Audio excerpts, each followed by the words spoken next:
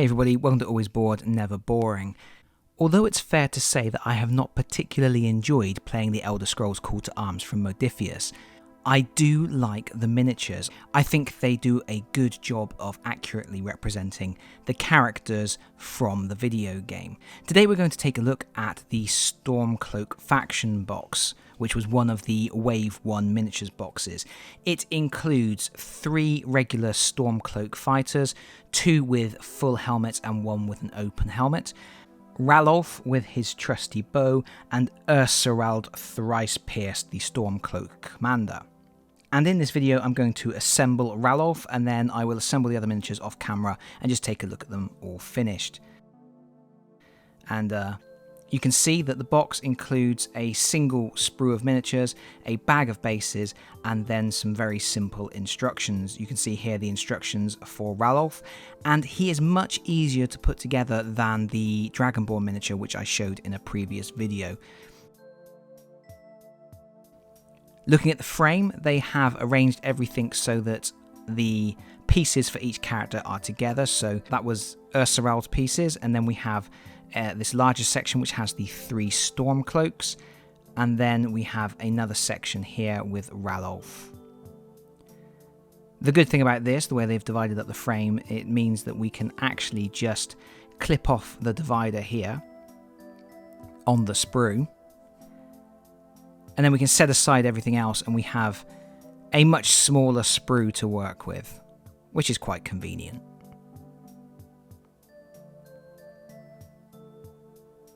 These miniatures do come in quite a few pieces, and some of the pieces are quite fine. It may seem tempting to try and twist them out of the frame, but that's not a good idea. You're going to need some clippers. I'm going to use side cutters or flat-edged cutters, which are special cutters that have a flat edge, and when you're clipping the pieces out, you just get that flat edge up nice and close to the miniature without actually cutting the miniature itself. And just cut through the narrow points of the connectors.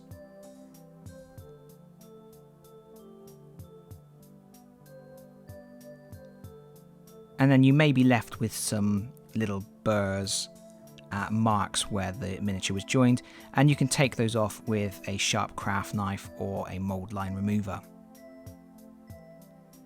For these particular miniatures, I'm going to remove every part from the sprue and line them all up. And that's because I learned from building the Delve set for the Elder Scrolls game that it's a good idea to do dry fits with these guys, to have all the bits laid out in front of you in the rough sequence that you intend to assemble it together. For this build, I'm using Citadel plastic glue, which has a precision nozzle. This is what I'm most comfortable using, it's what I'm happiest using, it's what I've pretty much always used for plastic miniatures. You don't have to use Citadel glue, there are cheaper alternatives such as Revel.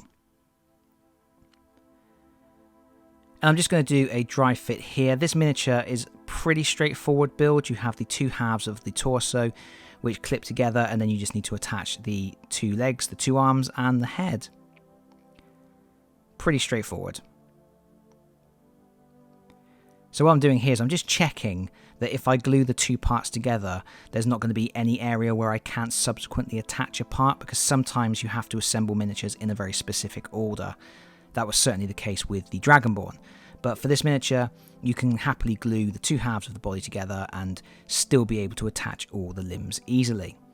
So I'm just going to put a small amount of the plastic glue on where the 2 halves are going to connect. You don't want to overdo it with this plastic glue because it does melt the plastic, and you don't want it squirting everywhere and ruining the detail on the miniatures. These miniatures are nicely detailed, but some of the detail is a little soft, so you just need to make sure that you don't cover any of that and ruin it. And a couple of seconds of holding those 2 parts together, and that will hold nicely. And if we look at Ralolf's bottom here, how undignified for our hero, we can see there are 2 holes that are very specific shapes, and the 2 legs have very specific shaped pegs. So this is quite nice because it just means that you can drop a bit of glue in those holes, and you can't really go wrong here with this miniature. The pegs will only fit one of the holes, and they will only fit in one direction going into the holes, so you're not going to accidentally stick the feet on backwards or anything like that. And because the connection point is going up into the bottom of the miniature, it conceals the join line, which is quite good because other join lines on this model and other models in the set are quite obvious and will require filling. So it's good to have a few that you don't need to worry too much about.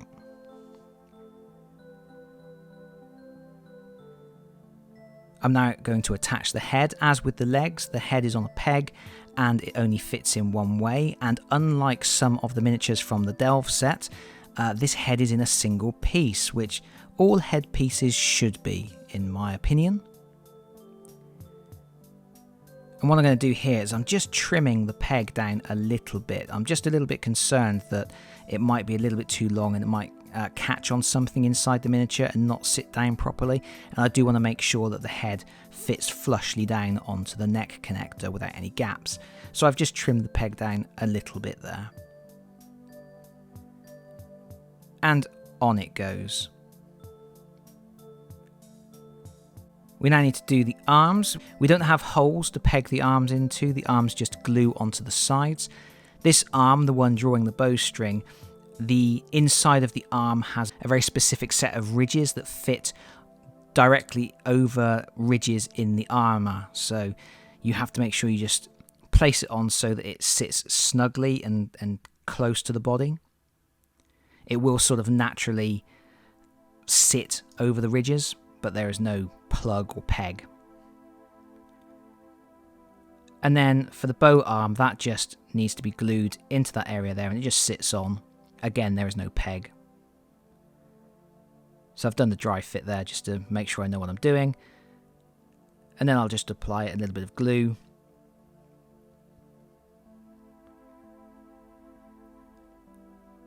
And then once this arm is attached, Ralof is almost ready for battle. There's just one more part to attach, which is his quiver of arrows.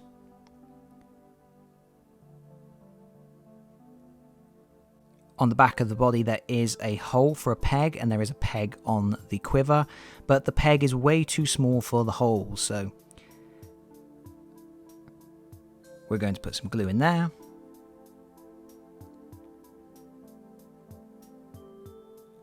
And then you're pretty much free to angle the quiver however you want. I've kept it quite upright, but you can twist it round more if you want.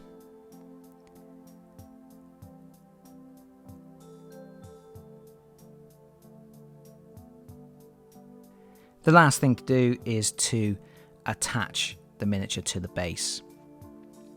And of course we're working on the plastic miniatures here.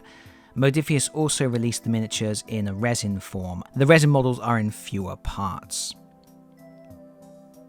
And there we go, there's Ralof finished, and this is definitely my favourite miniature from the box, and I would say my favourite miniature from the Elder Scrolls game to this point.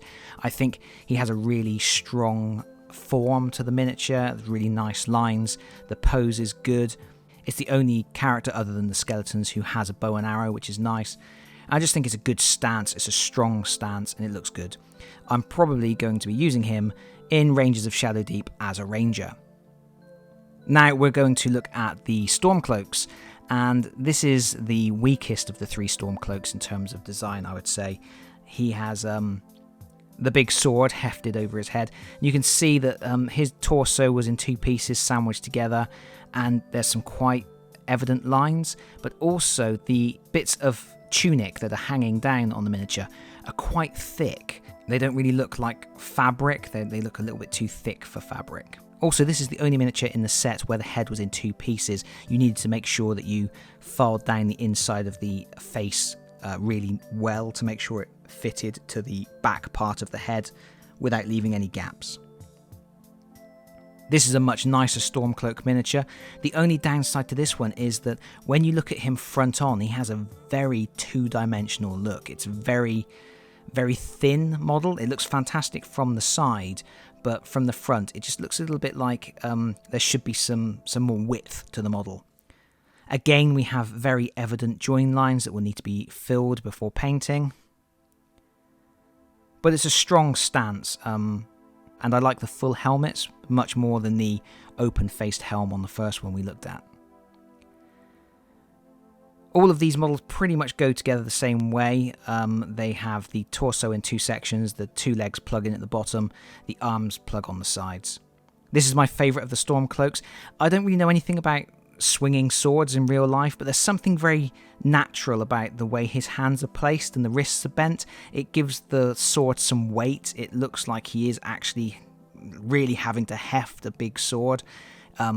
I don't know, it's just something about the positioning of the hands that I really like. It seems very natural, and it looks a little bit different to how you would normally see a character wielding a 2-handed sword in a miniature.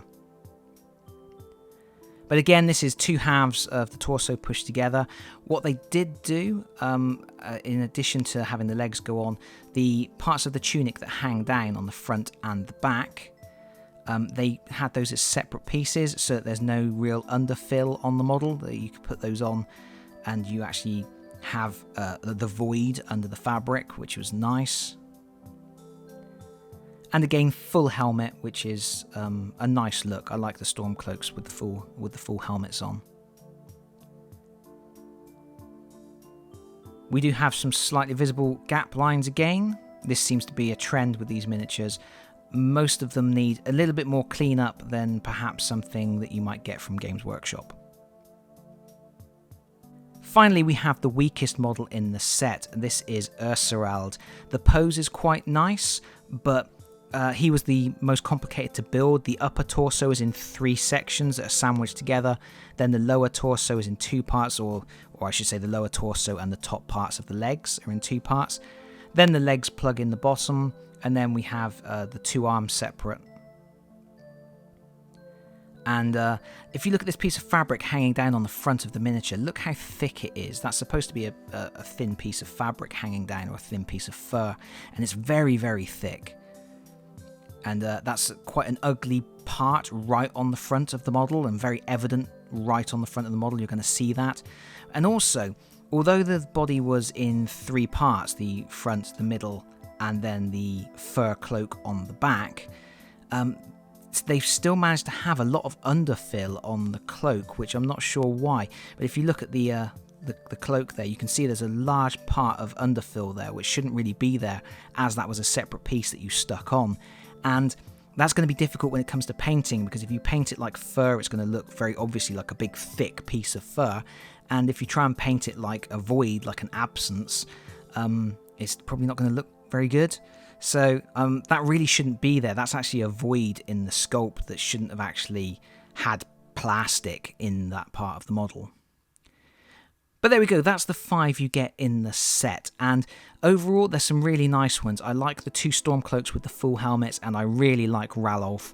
I'm not keen on Urserald, and I'm not so keen on the open-faced helm on the other guy.